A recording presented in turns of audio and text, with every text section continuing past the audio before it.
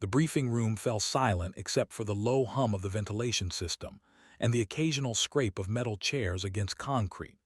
Captain Nadia Kovac stood at the requisition desk, her flight suit still bearing the dust and jet fuel stains from the morning's sortie over the Kashgar Peninsula. The armorer, a thick-necked staff sergeant with 20 years of ordnance experience, looked at her request form and then back at her face, his expression somewhere between confusion and amusement.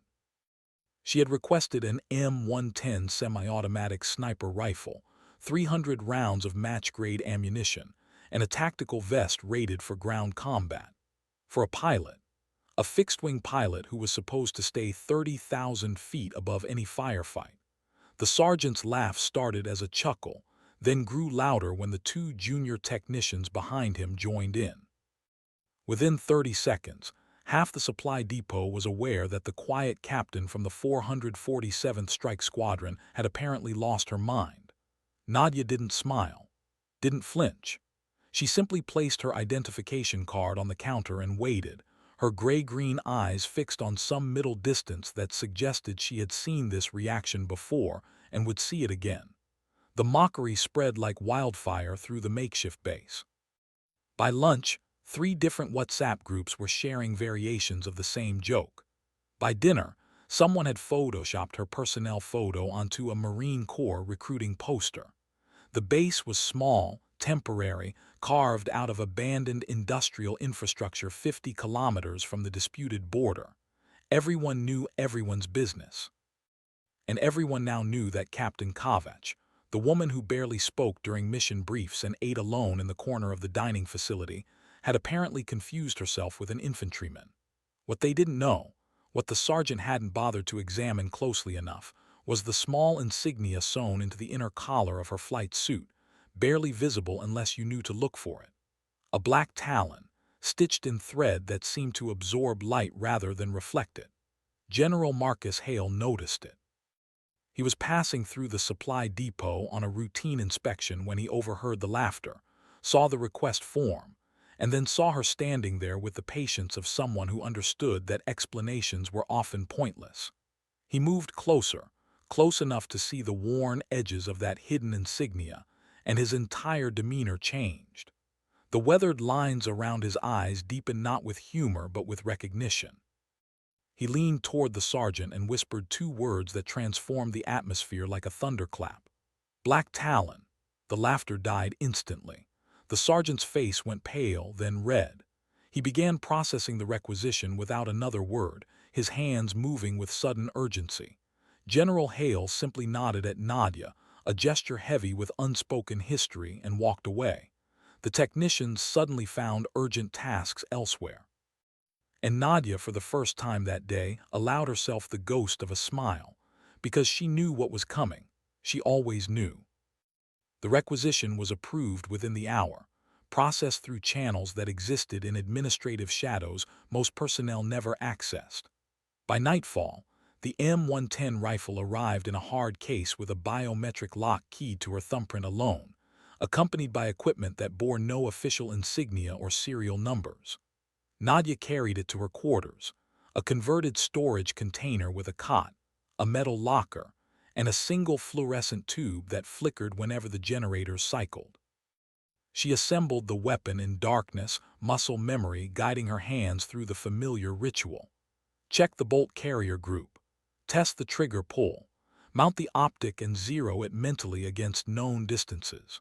The rifle felt like meeting an old friend after years of separation, the weight and balance awakening something that flying fast jets could never quite satisfy.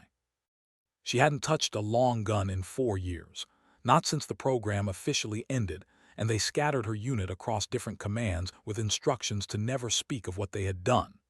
They had given her a new assignment, a new squadron, a new identity scrubbed clean of anything that might raise questions. She became just another pilot in just another strike fighter unit, exceptional enough to avoid scrutiny, but not so exceptional that anyone looked deeper. It was supposed to be retirement without the ceremony, operational burial without the funeral. But some skills never atrophied, and some instincts never faded. The base settled into its nightly routine around her. Distant generators throbbed their mechanical heartbeat. Guard towers traded challenges and responses. Someone was playing music 3 containers down, some pop song about love and summer that felt obscene in its optimism. Nadia lay on her cot with the rifle beside her and thought about the last time she had carried one in anger, in that mountain pass in the Hindu Kush where the mission parameters had disintegrated and improvisation became survival. She had been younger then, more idealistic, still believing that precision and training could overcome chaos. She had learned otherwise. The knock came at 0200, soft but deliberate, the rhythm identifying the visitor before she opened the door. General Hale stood in the darkness beyond the threshold, still in uniform despite the hour. He didn't ask permission to enter, simply stepped inside and closed the door behind him.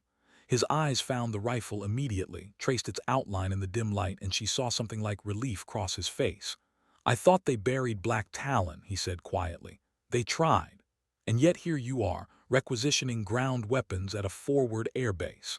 Nadia sat up slowly, her boots finding the floor. "Here I am." He studied her for a long moment, the silence between them filled with shared knowledge and shared ghosts. "You know something." It wasn't a question. She nodded.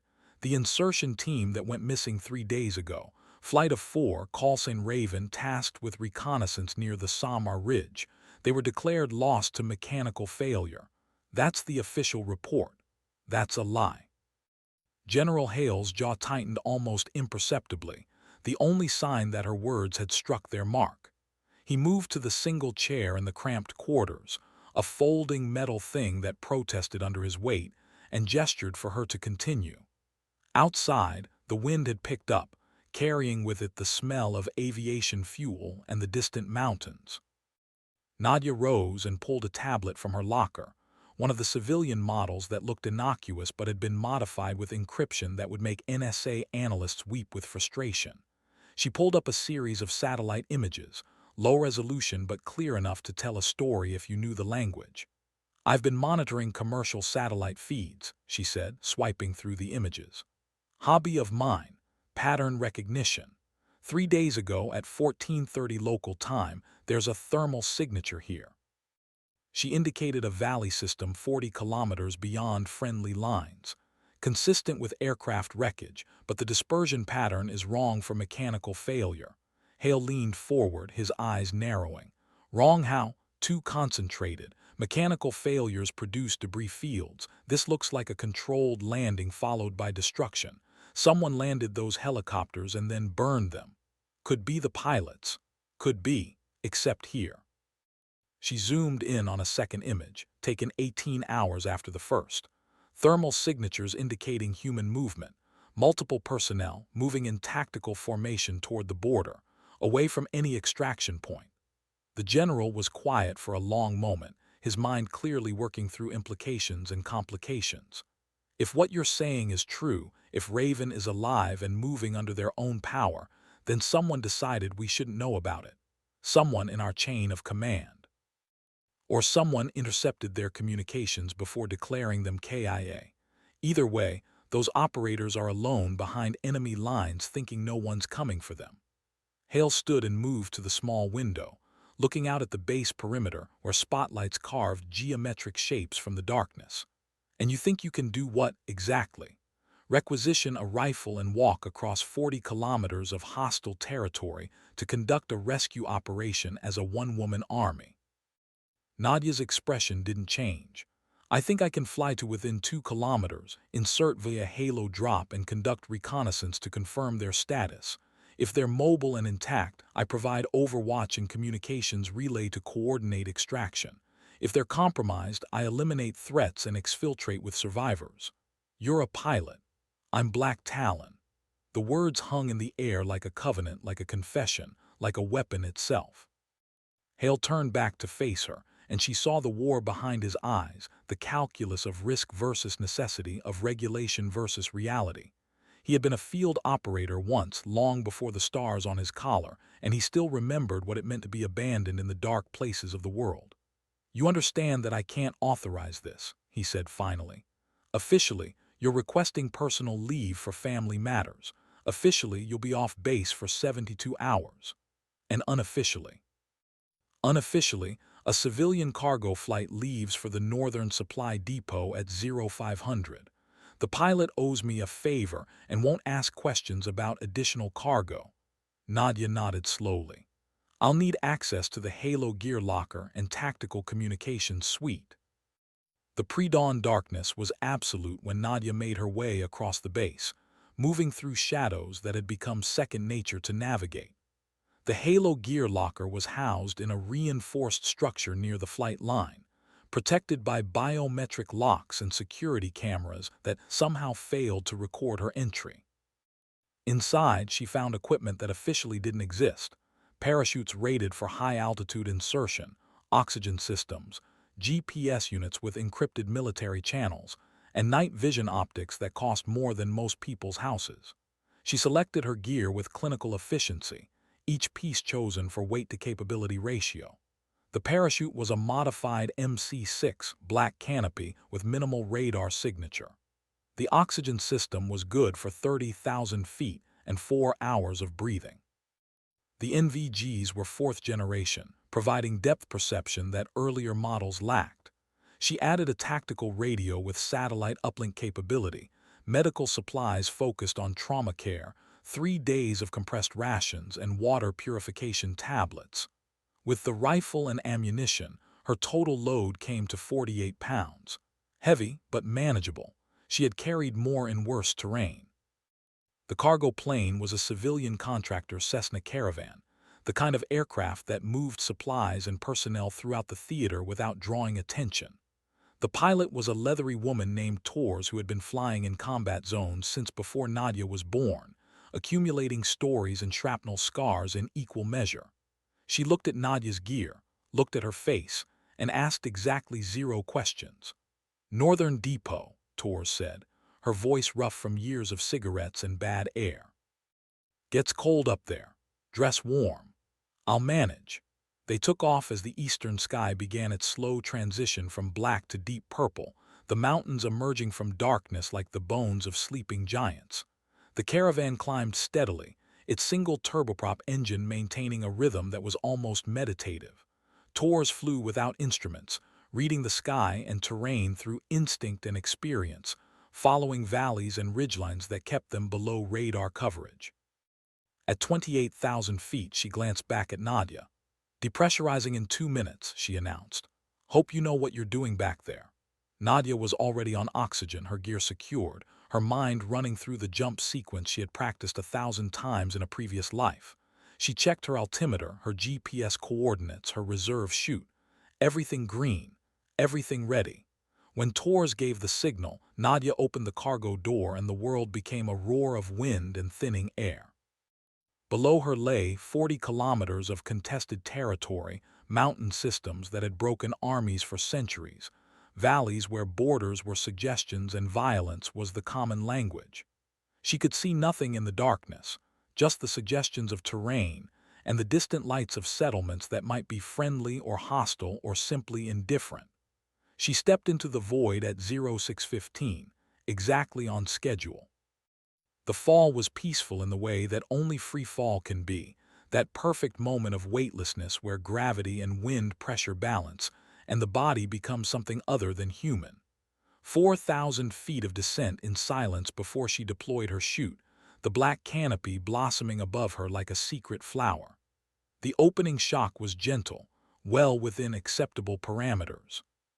She checked her heading, made minor adjustments with the toggles, and steered toward a landing zone she had selected from satellite imagery. The terrain came up fast in the pre-dawn gloom, appearing suddenly as her eyes adjusted, and the world gained definition. She had targeted a small clearing on a ridgeline, a space just large enough for a controlled landing, but surrounded by enough vegetation to provide immediate concealment.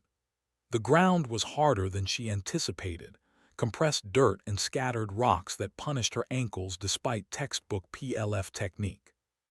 She rolled, absorbed the impact, and immediately collapsed her chute, gathering the black fabric and burying it under loose stones and deadfall. The entire landing to concealment sequence took 90 seconds. She allowed herself 30 seconds of stillness, lying prone in the brush, listening to the mountain wake around her. Birds were beginning their morning calls, tentative at first then gaining confidence. Wind moved through pine branches with a sound like distant water. Somewhere far below, a vehicle engine coughed to life, the sound carrying clearly in the thin air. No alarms, no response, no indication that anyone had witnessed her arrival. Nadia rose slowly, moving to a position with better sight lines, and began her initial reconnaissance. The valley system where Raven had gone down was 8 kilometers distant, requiring careful navigation through terrain that offered both concealment and danger. She moved like something between a soldier and a ghost, using every fold in the landscape, every shadow, never skylining herself on ridges. The rifle felt natural across her back, its weight a kind of completion. By full sunrise, she had covered 3 kilometers and established an observation position overlooking the primary valley. She glassed the area methodically with her spotting scope, sector by sector, logging anything that might be relevant. There, a burnt scar on the valley floor, too regular to be natural. The helicopter wreckage, or what remained of it after someone had ensured it would tell no tales. Vegetation had been cleared in a rough perimeter, suggesting foot traffic and temporary occupation. But no bodies, no evidence of casualties. She shifted her focus to the surrounding terrain, looking for the patterns that trained personnel leave behind even when trying to be invisible. Trail markers too subtle for locals. Disturbed soil consistent with American boot patterns. A piece of tan fabric caught in thorns that matched the color of tactical gear. They had been here, they had survived, they had moved. Nadia keyed her satellite radio using burst transmission that would be nearly impossible to intercept. Oracle, this is Talon on site. Primary package mobile and evading. Beginning track, acknowledge. The response came after a 15-second delay, encrypted and compressed. Talon, Oracle. Acknowledged. You are officially not having this conversation. Proceed at discretion. Updated intel suggests hostile tracking elements in your area. Be advised whether moving in. Window closing fast. She acknowledged and went silent, already moving. The trail was hours old but readable for someone trained to read such things. 4 individuals moving tactically, one possibly injured based on an irregular gait pattern. They were heading northeast, deeper into mountain territory, away from both friendly forces and known enemy positions. Smart. They were prioritizing concealment over speed, choosing terrain that would conceal them from aerial surveillance while providing multiple escape routes. Professional work, exactly what she would have done. But they were also leaving signs that suggested increasing desperation. Discarded medical packaging. Water purification tablets scattered rather than policed. A makeshift shelter that had been abandoned hastily. They were running out of time and options, and whoever had declared them dead was getting closer. The trail led through terrain that seemed designed to punish human ambition, scree slopes that shifted treacherously underfoot, dense thickets of mountain scrub that tore at clothing and skin, stream crossings over rocks slick with algae and ice melt. Nadia moved through it all with methodical patience, never rushing, never careless, reading the landscape the way a scholar reads ancient texts. Every broken branch told a story. Every disturbed stone was a breadcrumb. By mid-afternoon she had closed the distance to perhaps 4 hours behind them, maybe less. The temperature was dropping as altitude increased, and the sky to the west was darkening with weather that looked serious. Oracle had been right about the window closing. She found their second campsite in a shallow cave system, evidence of a hasty meal and medical treatment. Blood on the rocks, not much but enough to confirm injury. Field dressing wrappers from a blowout kit. They were performing self-care under pressure, staying mobile despite damage. Whoever these operators were, they were refusing to quit. The radio traffic she was monitoring told a different story. Enemy communications, encrypted but using patterns she recognized from signals intelligence briefs. Multiple units coordinating a search pattern, tightening the noose. They knew Raven was out here. They wanted them badly enough to commit significant resources. This wasn't just mopping up survivors. This was a hunt. Nadia established a hide site with overlapping fields of fire and settled in to analyze the tactical picture. Three hostile elements were converging on the valley system from different vectors. Professional trackers by their movement patterns, probably special-purpose forces rather than regular military. They were communicating via short-range tactical radio, maintaining discipline, moving with confidence that suggested they knew more than they should. Someone was feeding them intelligence. Someone with access to American communications or planning. The implications made her stomach tighten. If there was a penetration in the command structure, if someone was actively working to prevent Raven's rescue, then this operation was more complicated than a simple extraction. This was counterintelligence, possibly treason, definitely murder if those operators died because someone wanted them dead. She needed to reach Raven first, but more importantly, she needed to understand why someone wanted them silent. The wind was picking up now, carrying the smell of coming snow. Temperature had dropped 10 degrees in the last hour. The weather was going to be a factor, possibly the deciding factor. In these mountains, exposure killed as efficiently as bullets. Nadia made a decision. Waiting for Raven to come to her was tactically sound but strategically untenable.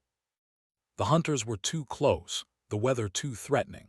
She needed to intercept Raven's probable route and make contact before the noose closed completely. She broke down her position, policed her area, and began moving again. Fast now, trading some stealth for speed, trusting her training and instincts to keep her ahead of the hunters. The trail led upward, always upward, into terrain where the air grew thin and the vegetation sparse. She was above the tree line now, moving through rock fields and alpine meadows where concealment meant using the terrain itself. At 1800 hours, with perhaps 90 minutes of good light remaining, she spotted them. Four figures moving along a ridgeline 800 meters distant, their silhouettes unmistakable against the darkening sky. They were tactical, weapons ready, spacing professional, but their movement had the quality of exhaustion that no amount of training could entirely mask. One was definitely injured, favoring their left side, being partially supported by a larger team member. They were moving toward a saddle between two peaks, probably hopping to cross into the next valley system before dark. It was a reasonable plan, except for the fact that two hostile elements were converging on that exact saddle from opposite directions, and would reach it before Raven did. Nadia ran the calculations instantly. She could reach an overwatch position that dominated the saddle in 40 minutes if she pushed hard. From there, she could interdict the hostiles and provide cover for Raven to break contact and move to her position. But it would require revealing herself, firing shots that would draw every enemy unit in a 10-kilometer radius, and trusting that four exhausted operators would recognize friendly fire and respond appropriately rather than treating her as another threat. The alternative was to let the ambush happen and try to extract survivors afterward. Not an alternative at all. She keyed her radio, this time broadcasting in the clear on American tactical frequencies. Raven flight, this is Talon. Break north immediately. Hostile elements converging on your position. Authenticate Black Talon Protocol Whiskey 7. The response was silence for 5 seconds, then a voice, male, strained but controlled. Talon, Raven actual, authentication received. Who the hell are you and how are you here? Explain later. You have two hostile elements, squad-sized, moving to your flanks. I have overwatch position. Break north on my signal and move to my coordinates. Acknowledge. Another pause, longer this time. She could imagine the discussion happening on their end, the debate about whether this was genuine or another threat. Then, acknowledge Talon, standing by for your signal. Be advised we have one casualty, mobility compromised. Copy casualty. Stand by. Nadia moved. She covered 400 meters of broken terrain in 12 minutes, her lungs burning from altitude and exertion, her legs finding purchase on stone and ice through some combination of skill and desperation. The overwatch position was a rocky outcrop that provided both cover and commanding views of the saddle. She went prone, deployed the rifle's bipod, and began ranging targets. The first hostile element appeared right on schedule. 8 personnel moving in a tactical column, weapons at ready, professional in their bearing. She could see Chinese Type 95 rifles, plate carriers, communications gear. Not militia, not regulars, something else. The second element was visible now too, approaching from the opposite direction. Same gear, same tactical proficiency. They were going to intersect Raven's path in approximately 6 minutes. Nadia's first shot was scheduled for 5 minutes from now. She controlled her breathing, settled into the rifle's stock, and became very still. The wind was gusting, difficult conditions for precision shooting. Range to primary targets, 720 meters. Significant holdover required. She ran the ballistics in her head. Velocity, bullet drop, wind deflection, Coriolis effect at this latitude. The equation solved itself through years of repetition until calculation became instinct. The wind dropped for a moment, one of those brief pauses that mountains sometimes offer to those patient enough to wait. Nadia exhaled slowly and pressed the trigger. The M110 recoiled against her shoulder with familiar authority. 700 meters away, the lead hostile dropped instantly, gone from alive to dead in the span of a millisecond. His companions froze for exactly 1 second, that critical gap between realizing something is wrong and understanding the nature of the threat. She used that second. Her second shot took the radio operator, recognizable by the antenna array on his pack. Communications down. Third shot shattered into rock beside their squad leader as he dove for cover, not a miss but a deliberate near miss designed to move him into a worse position. It worked. He rolled left into what he thought was a depression and presented a perfect target. She didn't miss twice. The second hostile element was reacting now, spreading out, seeking cover, trying to identify the shooter's position. But they were caught in terrain with limited concealment, and Nadia was above them with the high ground and a scope. She shifted her aim, found the machine gunner who was setting up to provide suppressive fire, and ended his war. 4 shots, 4 impacts in 12 seconds. The hostiles were pinned, unable to advance, unable to effectively return fire because they couldn't locate her position precisely enough. She keyed the radio while reloading. "Raven, execute now. Move north to my coordinates, double time. I'm providing cover." The 4 figures on the ridgeline broke into motion immediately, all exhaustion suddenly overcome by survival instinct and adrenaline. They moved well despite their circumstances, using terrain, maintaining interval. The injured member was being helped but not carried, still contributing their own mobility. They were professionals who had been in bad situations before and knew the drill. Nadia shifted her fire, not trying to kill now but to suppress, to keep hostile heads down and weapons silent. She walked shots across their positions, creating a curtain of precision fire that made advancing or shooting back a fatal proposition. The M110 heated in her hands, ejecting brass that clattered against the rocks beside her. She had fired 18 rounds in 3 minutes, a volume of fire that would make most snipers nervous about barrel wear. But this wasn't a precision mission anymore. This was violence of action, shock and momentum, giving Raven the seconds they needed to break contact. The hostiles were calling for support. She could hear it on their tactical frequency, frantic requests for backup and air assets. Someone important wanted Raven very badly, and now they wanted whoever was interfering with their capture even more. Response forces would be inbound soon, probably within 15 minutes. The equation was narrowing. Raven reached her position 8 minutes after her first shot, all 4 of them breathing hard, eyes wild with the particular intensity that comes from dancing with death and surviving. The injured member was a woman, younger than Nadia expected, with field dressings visible under her torn tactical vest, and a pallor that suggested blood loss and shock.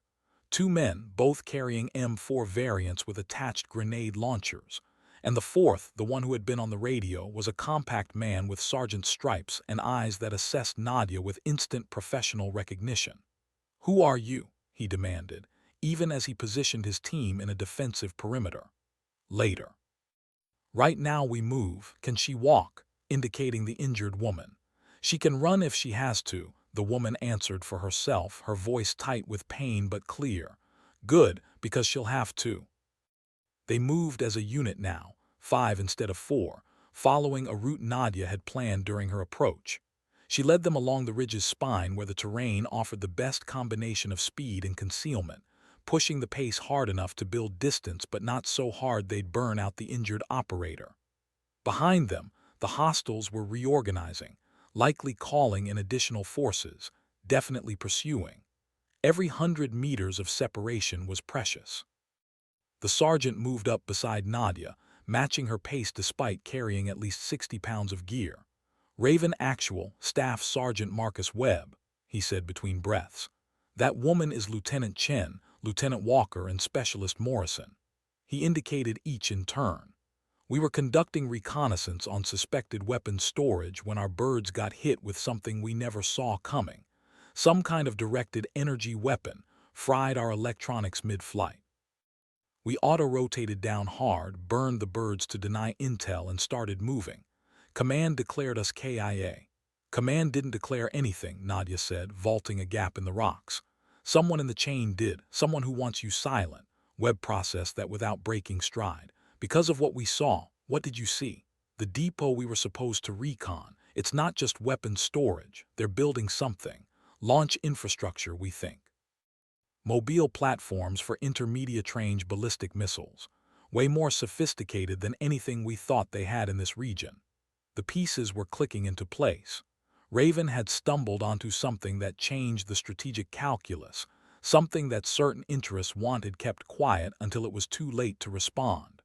Declaring them dead prevented rescue operations and questions. Letting the hostiles capture or kill them ensured permanent silence. Classic wet work just with bureaucratic cover. "Who ordered your mission?" Nadia asked. "Colonel David Harmon out of JSOC tasking. You."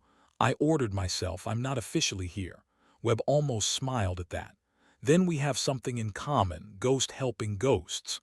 The terrain was getting worse, not better, as they climbed higher into the mountain system.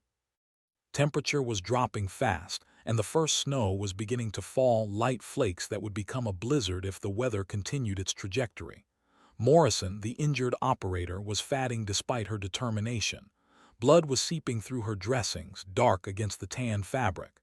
She needed medical attention beyond what field dressings could provide, needed it soon. "How far to extraction?" Webb asked. "No extraction. We're blown, and anyone who responds will be walking into the same ambush that got you. We need to reach a position we can defend until the situation clarifies." "Defend against what? A battalion?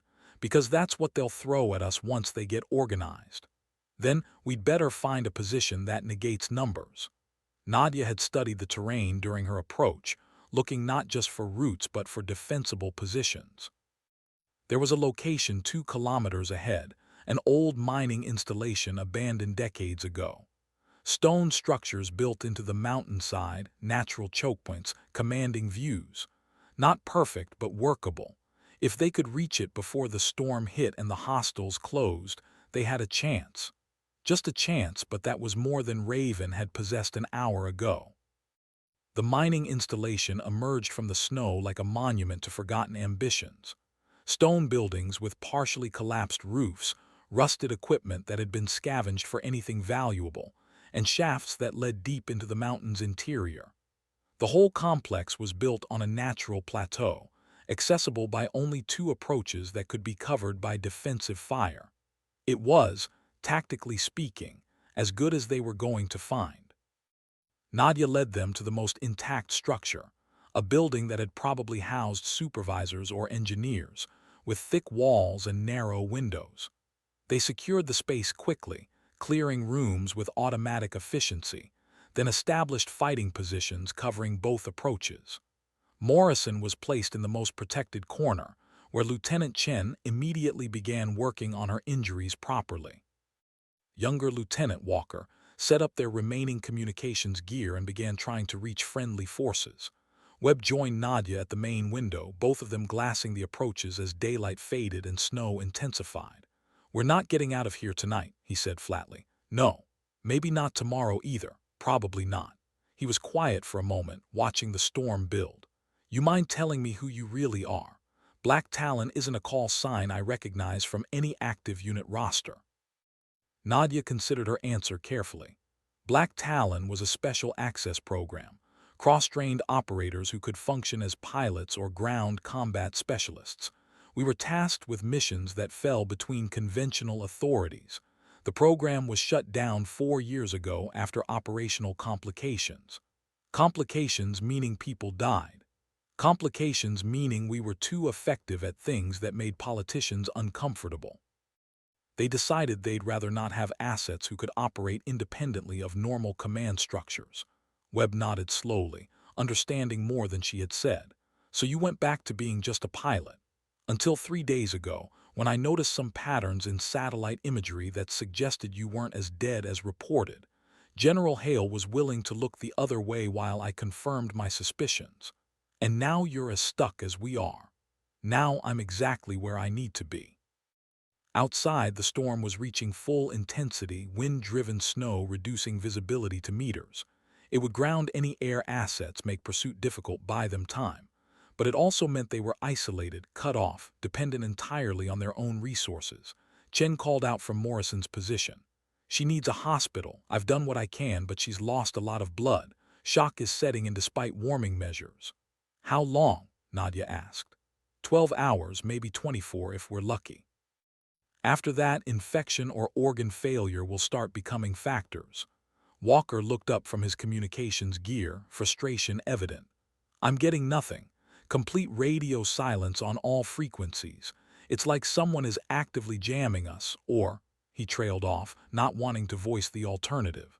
Or someone doesn't want us talking to anyone, Webb finished. Which means we're on our own.